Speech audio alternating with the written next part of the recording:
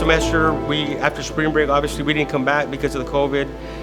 So the biggest struggle has been converting online. So a lot of this is impossible to do online because of the cooking factor, having a taste and having the product available and the equipment, etc.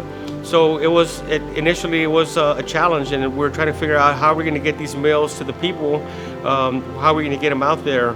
Our industry was hit pretty big this semester, especially hospitality. We're used to being in front of the house, interacting with the customers, and every guest that walks in.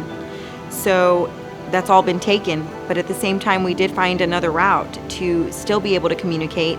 And so as long as we, of course, mask up, keep our distance, and so this semester we've done things differently where we deliver to different departments all around the campus. So with that being said, it's just been so great to be able to still connect with people and see the excitement behind, all these meals. They've been really excited to receive them. And at the same time, is my biggest takeaway from this to the students is, regardless if it's cafeteria or takeout, the food's got to be fresh. It's got to be handled properly, safely, take extra precautions due to the COVID. But also the meals are coming out very fresh, and they're going straight to the program or department. So we have different programs and different departments that we're catering to.